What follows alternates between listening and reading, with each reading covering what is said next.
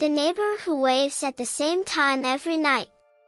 Part 1, 9:17 p.m. Every night at exactly 9:17 p.m., the neighbor across the street waved. Not early. Not late. Not once missed.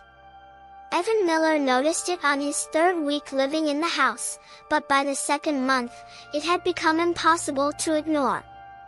The first time, Evan thought it was coincidence. He had been unpacking boxes in the living room, the smell of cardboard and old tape still thick in the air, when he glanced out the front window and saw the man standing on his porch across the street. Middle-aged. Tall. Thin. Dressed in a pale gray sweater and dark pants. He raised his arm and waved slowly. Evan waved back out of reflex. The man lowered his arm, turned around, and went back inside. That was it. Nothing strange. The second time, Evan noticed the timing. He was washing dishes, hands submerged in warm water, when the microwave clock beeped softly as it switched from 9:16 to 9:17. Evan glanced up at the sound, and just as he did, movement outside caught his eye. The neighbor stepped out onto the porch. Same clothes. Same posture. Same slow wave. Evan frowned slightly but waved back again. The man didn't smile. He simply turned and went inside. By the fifth night, Evan stopped waving. He just watched. At 9:16 p.m., the porch across the street was empty. At 9:17 p.m. on the dot, the front door opened. The man stepped out. Raised his arm. Waved. Stood there for exactly 5 seconds. Then turned and went back inside. No hesitation. No acknowledgement of whether Evan responded. Just a ritual. Evan checked the time obsessively after that. Phone. Microwave. Laptop. Car dashboard. Always 9:17. Always the same. Probably just a habit, Evan muttered to himself one night. But habits weren't that precise. And habits didn't feel like they were meant for an audience.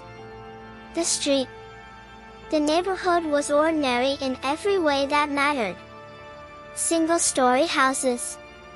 Trim lawns. Mailboxes at identical heights. Porch lights flicking on at dusk. A quiet Texas suburb built in the early 2000s, the kind of place where nothing ever happened and people liked it that way. Evan worked remotely as a data analyst. He'd moved here after a breakup, needing quiet, needing space, needing something predictable. Predictable was supposed to be comforting. Instead, it had begun to feel staged. He tried to learn about the neighbor. The man lived alone in the beige house directly across the street, number 417. Evan lived at 412. Evan never saw visitors at 417. No friends. No family. No delivery trucks. No trash bins rolled to the curb. But the lights were always on. Every room. Every night. At exactly the same brightness. Evan began noticing other patterns. The neighbor never left the house. At least, Evan never saw him leave. Evan worked odd hours. He was home most of the time. He saw cars come and go from every other house on the street. Not 417. The garage door never opened. The driveway never changed. The car, an older dark sedan, never moved. Yet dust never collected on it. Evan told himself it meant nothing. Until one night, curiosity got the better of him. The wave interrupted. On a Thursday night, Evan decided not to be near the window at 9:17. He shut himself into the bedroom at 9:10, put on headphones, and turned up the volume on a podcast.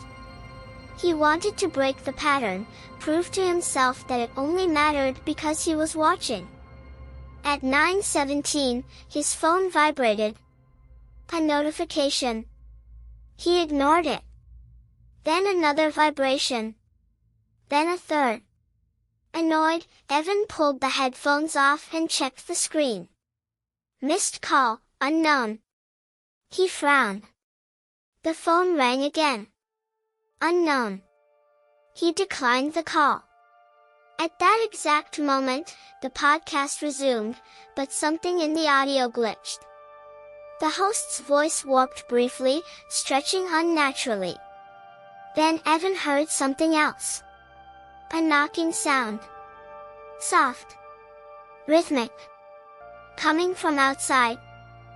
Evan's stomach tightened. He walked slowly to the bedroom door and cracked it open, peering down the dark hallway toward the living room. The knocking continued. 3 soft taps. Not on his door. On glass. Evan crept forward and looked out the front window. The neighbor was standing on his porch. Not his own. Evan's. Standing inches from the glass. Waving. Same slow motion. Same expressionless face. But now, up close, Evan could see details he hadn't from across the street. The man's eyes were too wide. Unblinking. And his smile. It wasn't quite right. Too still. Too practiced. Evan stumbled backward. "What the hell are you doing?" he shouted. The man didn't react. He kept waving. Evan grabbed his phone and dialed 911. The moment his thumb pressed the call button, the neighbor stopped waving, lowered his arm, and mouthed something silently through the glass. Evan leaned forward despite himself. The man's lips formed 2 words. Wrong house. Then he turned and walked off the porch. Crossed the street. Entered 417. At exactly 9:22 p.m. The first lie. The police arrived 20 minutes later. They knocked on Evan's door, polite but clearly skeptical. "So you're saying your neighbor crossed the street and stood on your porch?" the officer asked. "Yes," Evan said. "Every night he waves at 9:17. Tonight he came here." The officer exchanged a glance with his partner. "And you know his name?" "No." "You ever spoken to him?" "No." The officer sighed. "Sir, the house across the street is vacant." Evan stared at him. "That's not possible." "Property records show it's been empty for 6 months, the officer continued. "Owner moved out of state. No utilities registered." Evan shook his head violently. "No, that's wrong. He lives there. I see him every night." The officers checked the house. Lights off. Cold interior. Dusty floors. No sign of recent occupation. When they left, Evan stood alone in his doorway, heart racing. Across the street, 417 was dark. For the first time since Evan moved in. At 9:17 the next night, Evan waited by the window. Nothing happened. No wave. No door. Relief flooded him. Until his phone buzzed. A text message. Unknown number. "You missed me." Evan's blood ran cold. Another message followed. "Tomorrow, I wave from inside." The neighbor who waves at the same time every night. Part 2, The House That Pretends. Evan did not sleep. He sat on the couch with the lights on, phone in his hand, staring at the darkened house across the street. Number 417 looked wrong without its lights, like a stage after the actors had gone home. The windows reflected only the street lamps now, hollow and flat. At 9:16 p.m. the next night, Evan's pulse climbed. At 9:17, nothing happened. No door. No wave. Evan released a breath he hadn't realized he'd been holding. Then the phone buzzed. Unknown number. You're looking at the wrong window. Evan's stomach tightened. Slowly, he turned his head. Behind him, the hallway mirror reflected the living room, and in that reflection, someone stood where Evan knew no one was. A man. Tall. Thin. Gray sweater. The neighbor. Evan spun around. The hallway was empty. He looked back at the mirror.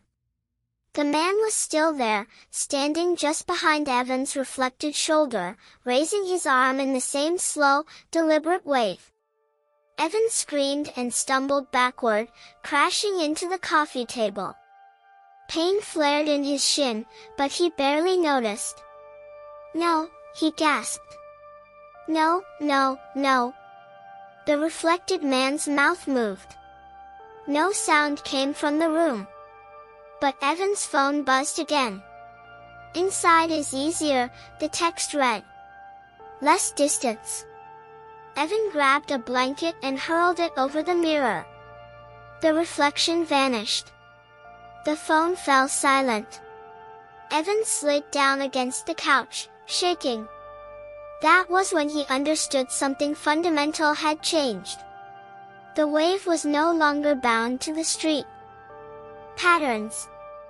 The next morning, Evan called in sick to work.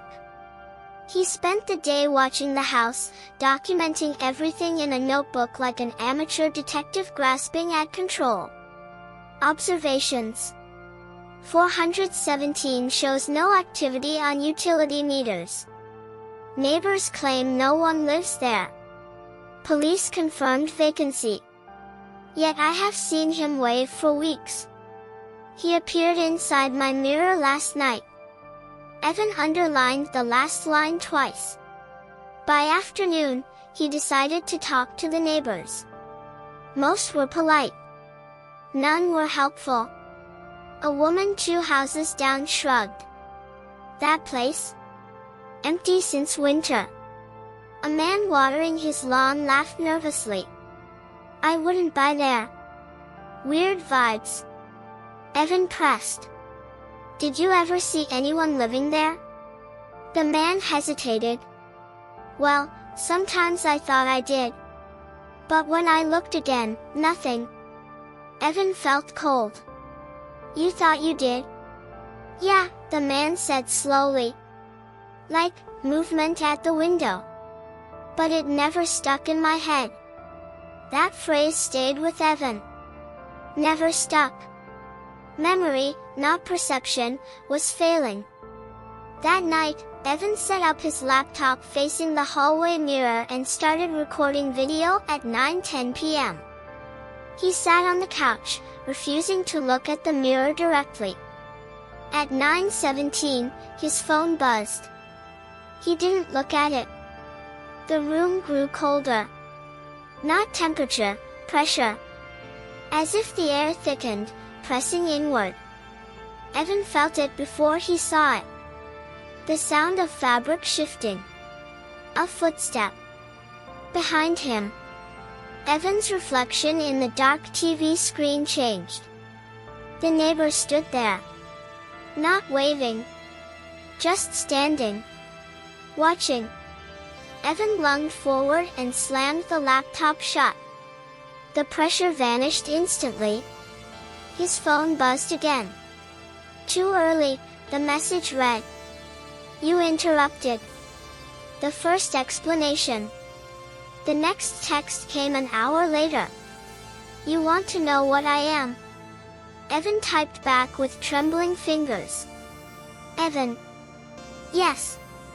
The reply came after a pause. I am the part that stays when someone leaves. Evan frowned. Evan. That doesn't make sense. It will, the message replied. Watch your streak tomorrow morning. Evan slept in fits. At dawn, he sat by the window with coffee, eyes fixed on the quiet cul-de-sac. At 7:42 a.m., a moving truck pulled up 2 houses down. A family unloaded boxes. A couple with a young daughter. Normal. Loud. Alive. Evan felt irrational relief. Then the neighbor appeared. Not from 417. From the new house. The front door opened, and a man stepped out. Same height. Same posture. Different clothes. He smiled and waved at the moving truck. The family waved back, distracted. Evan's breath caught. The man turned his head slowly. Looked directly at Evan. And for the first time, he smiled with his eyes. Evan's phone buzzed. See? I helped them adjust. Replacement. That afternoon, Evan followed the family on foot under the pretense of being friendly. They introduced themselves easily. Hi, I'm Mark, the father said. This is Claire. And Emma. Evan, he replied, forcing a smile. Welcome. Claire laughed. We already met your neighbor this morning. Nice guy. Evan's blood went cold. Which neighbor? He asked carefully. The one who waved, she said. Tall. Quiet. Said he lived here a long time. Mark nodded. Yeah. Seemed comforting. Evan forced another smile and excused himself. He went home and locked the door. The truth was settling into place, piece by awful piece. The neighbor wasn't haunting. He was transitioning. That night, Evan didn't wait for 9:17. At 8:30, he stood in front of the hallway mirror, staring at his own reflection. I know you're there, he said aloud. Nothing happened. At 9:16, the lights flickered. At 9:17, the reflection behind Evan changed. The neighbor appeared, closer now. You replace people, Evan said, voice steady despite the fear. When they, what? Break? Leave? The neighbor nodded once. I wave, he said, voice finally audible, calm and practiced. They waved back. That's consent. Evan swallowed. Consent to what? To be noticed, the neighbor replied. To be seen at the moment they're most fragile. Evan's hands clenched. What happens to them? The neighbor tilted his head. They rest. The mirror fogged slightly. Behind the neighbor, Evan saw something else. A hallway. Not his. Longer. Narrower. Lined with doors. Each door had a house number. Evan's number. 412. Repeated. Over and over. What is that? Evan whispered. The neighbor smiled softly. Where you go when someone else needs your place. The rules. The neighbor raised a finger. 1 wave per night, he said. Same time. Same motion. Another finger. Never interrupt. Another. And never refuse. Evan shook his head. I didn't agree to this. The neighbor's smile faded slightly. You waved back the first night. Evan's chest tightened. That was politeness. To us, the neighbor said, it's permission. Evan's phone buzzed. Tomorrow, The text read, "I wave from your hallway. Escape attempt." Evan packed a bag. He didn't tell himself it would work. He just needed to try. At 6 a.m., he opened the front door. It opened easily. The street was normal. Quiet. He stepped onto the porch. The moment his foot touched the concrete, a wave of dizziness hit him. The world tilted. Across the street, 417's porch light flicked on. The neighbor stepped out. He waved. Not at 9:17. At 6:01 a.m. Evan staggered back. "No," he whispered. The neighbor's voice carried across the street. "Same rules," he said gently. "Different schedules." The street blurred. Evan stumbled backward into his house. The door slammed shut on its own. His phone buzzed one last time for the morning. Leaving early only makes the transition harder. The crack. That night, Evan didn't wait for the wave. He turned every mirror in the house to face the wall. He unplugged every screen.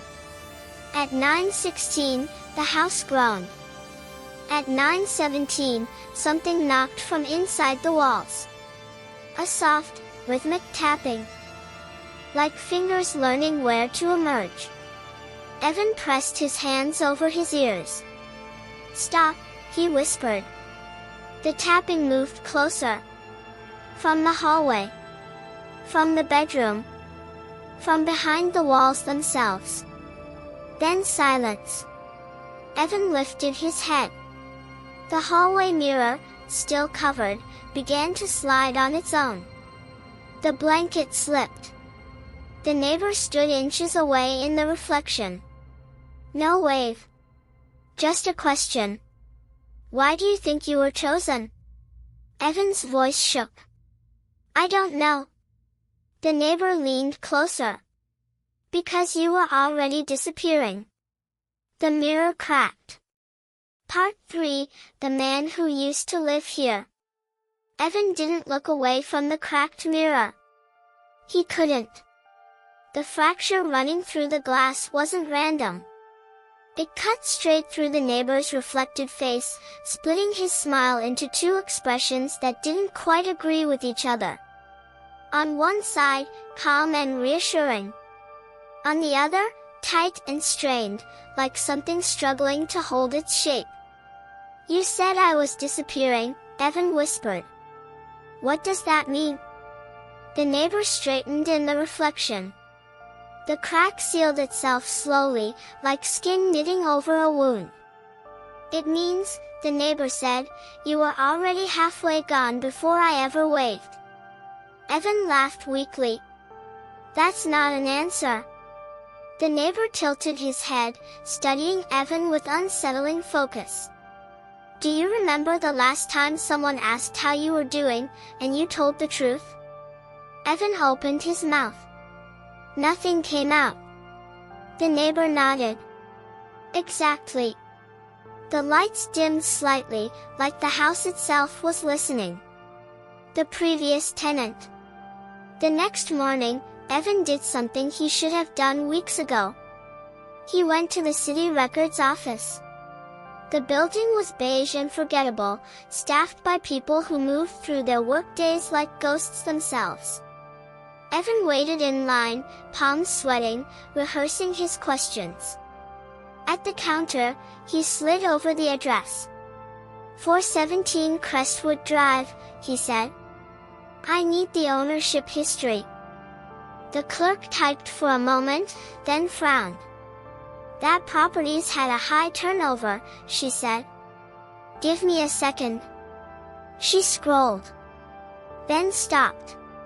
Her brow creased slightly. "Huh." Evan leaned forward. "What?" "There's a gap," she said. "The ownership record lists a resident, but no sale. No transfer. Just a change." "A change to who?" Evan asked. The clerk squinted at the screen. To you. Evan's heart dropped. That's not possible, he said quickly. I never lived there. The clerk shrugged, clearly uninterested in existential anomalies. According to this, you moved into 417 6 years ago. Then vacated it earlier this year. Evan felt dizzy. And 412, he asked. The clerk typed again. That's odd, she said. 412 shows you moved in 6 months ago. Evan swallowed. So I lived in both? She gave him a flat look. Sir, I just read what the system tells me. Evan stepped back from the counter, legs weak. 2 houses. Same name. Different timelines. The neighbor hadn't replaced him. He had split him.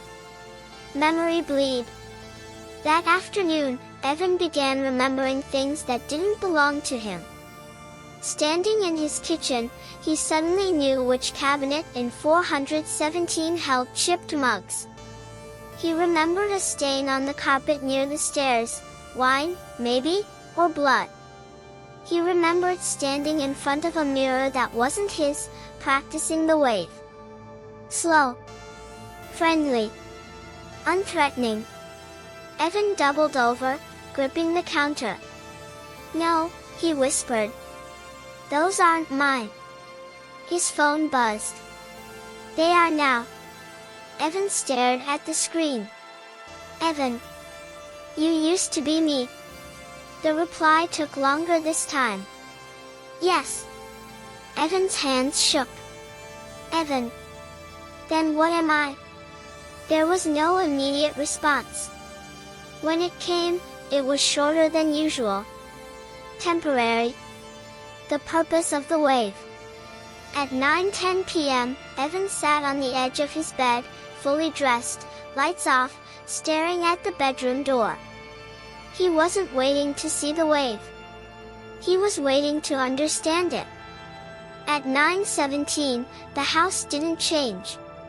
No footsteps. No pressure shift. No reflection movement. Instead, Evan's phone rang. Caller ID, unknown. He answered. Talk, he said. The neighbor's voice came through clearly, no distortion. You've noticed the pattern, the neighbor said. Good. Why waving? Evan asked. Why that? There was a pause. Because it's the smallest possible interaction that still confirms existence, the neighbor replied. A wave says, I see you. You see me. Evan's throat tightened. And if someone waves back? They acknowledge the exchange, the neighbor said. That they're still here. That they want to be seen. And if they don't? They're already gone, the neighbor said calmly. I don't need to replace them. Evan closed his eyes. So I was fading. Yes. And you took my place? No, the neighbor corrected. I preserved it. The failed ones. That night, Evan dreamed of the hallway. The long one he'd seen behind the neighbor in the mirror. He walked through it barefoot, the floor cold and smooth beneath his feet. Doors lined both sides, each marked 412 in different handwriting styles. From behind some doors, he heard sobbing. From others, nothing at all. He opened one door. Inside was a room identical to his living room, but frozen. Dust hung in the air mid-fall. A version of Evan sat on the couch, staring at a blank TV screen. He didn't blink. He didn't breathe. Evan reached out. The figure dissolved into ash at his touch. A voice echoed down the hallway. You lasted longer than most. Evan turned. The neighbor stood at the far end, no longer wearing the gray sweater. He wore Evan's clothes. Perfectly. How many? Evan asked. The neighbor smiled faintly. You were the seventh. Evan woke up screaming. The schedule breaks. The next day, something changed. At 9:17 p.m., there was no wave. At 9:18, nothing. At 9:20, Evan's phone buzzed. Come outside. Evan shook his head. No. You don't get to stay inside anymore. The front door unlocked on its own. Slowly. Deliberately. Evan backed away. I didn't consent, he said aloud. The neighbor's voice came from everywhere at once. You did the moment you wondered why no one noticed you anymore. Evan felt tears sting his eyes. That doesn't mean I wanted to disappear. Of course not, the neighbor said gently. Nobody does. Footsteps sounded in the hallway. Not from the basement. From the front door. Evan turned. The neighbor stood inside the house now. Not reflected. Real. He raised his arm. And waved. The same slow motion. The same practiced kindness. Evan stared at him, heart hammering. I won't wave back, Evan said. The neighbor's smile tightened. That's new, he said. The lights flickered violently. Evan's head filled with pressure, memories slipping, names, dates, details bleeding away. The neighbor stepped closer.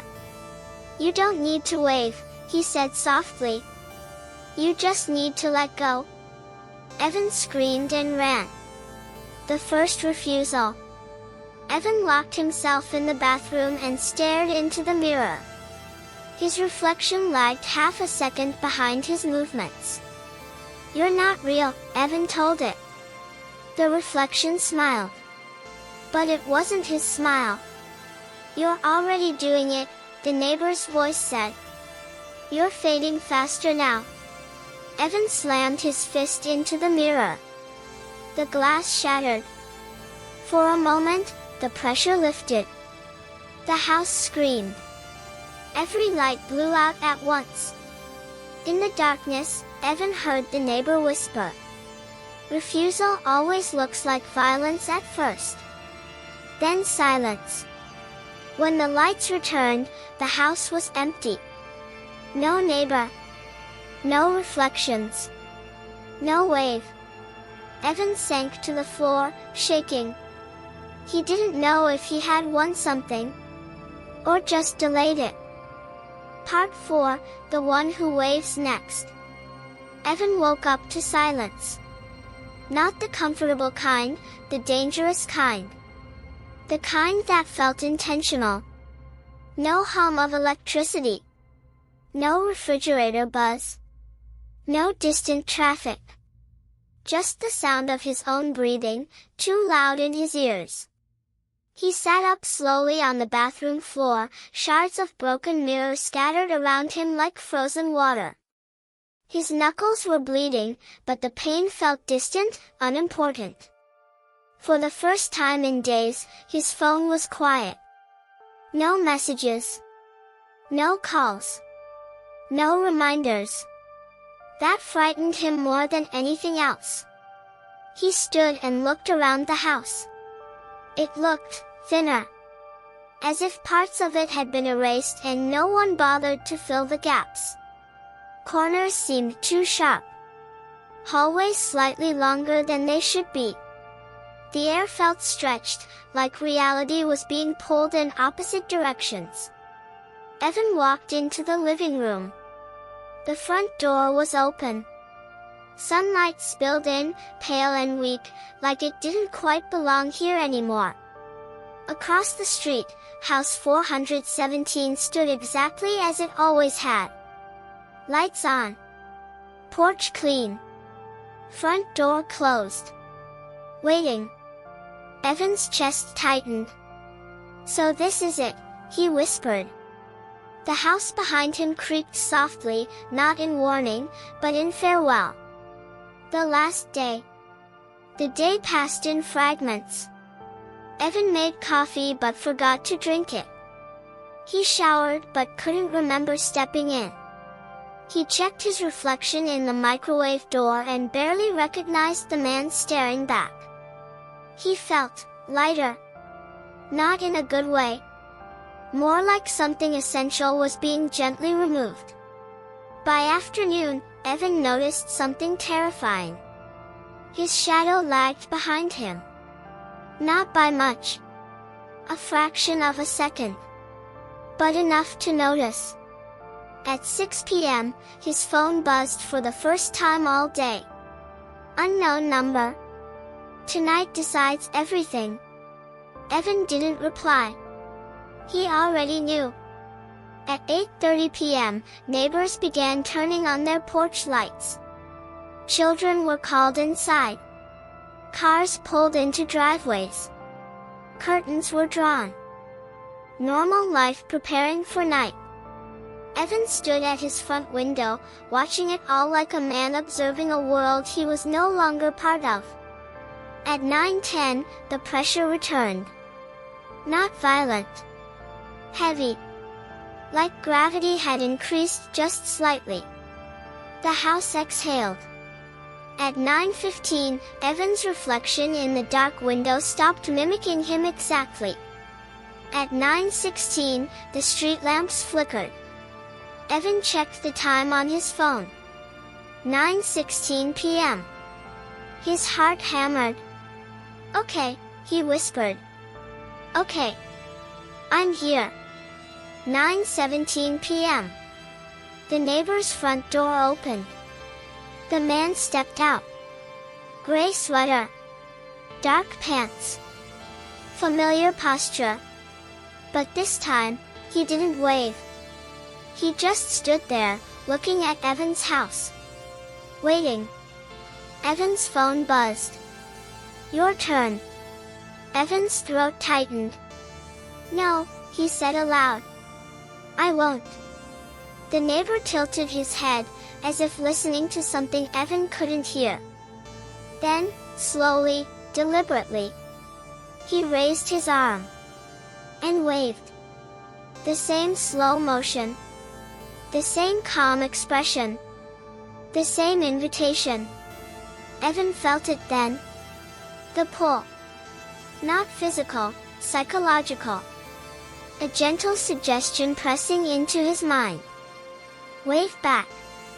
It's easier. This will all stop. Memories began slipping. His breakup. His job interviews. Why he moved here in the first place. Details fading like old ink.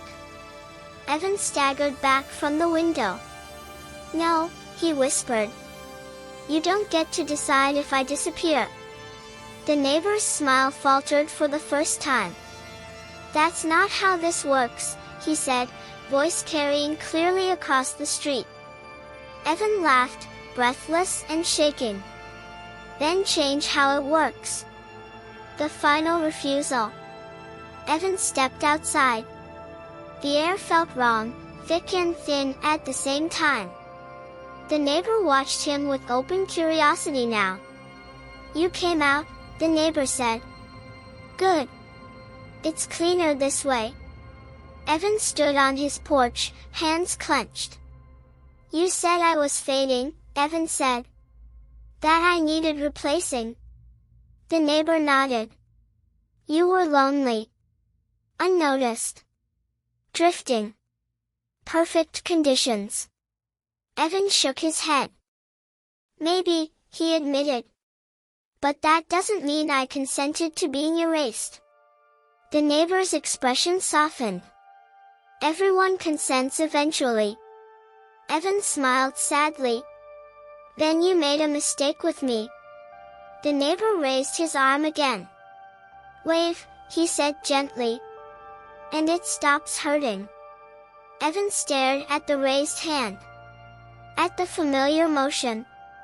At the easy ending being offered. He lowered his own hands to his sides. "I won't," Evan said clearly. The world lurched. The street distorted, houses stretching like reflections in broken glass. The sky dimmed unnaturally, as if someone were lowering the brightness on reality itself. The neighbor gasped. "That's not possible," he said. "You can't refuse forever." Evan felt himself slipping, names dissolving, memories unraveling, but he held on to one thing. Defiance. "Watch me." The cost of staying. Pain exploded behind Evan's eyes. Not sharp. Heavy. Like his mind was being slowly peeled apart. He fell to his knees. The neighbor staggered back, clutching his chest. "No," he whispered. "No, no, this isn't how it ends." Evan looked up at him through tears. "You told me I was already disappearing," Evan said. "So maybe I was the wrong choice." The neighbor screamed. Not in anger. In fear. The wave froze mid-air. The ritual broke. The pressure snapped. Across the street, 417's lights flickered violently, then went dark, room by room, as if the house were being unplugged from existence. The neighbor stumbled, his form blurring. "No," he begged. "If you don't take my place, there's nothing left for me."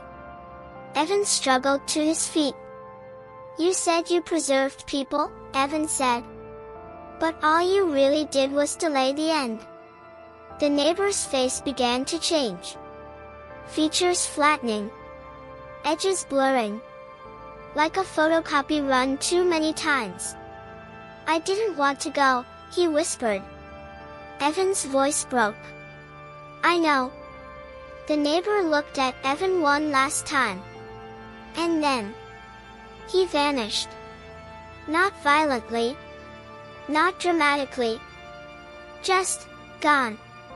After the street snapped back into place. Lights returned. Sounds resumed. The world breathed again. Evan collapsed onto his porch, gasping.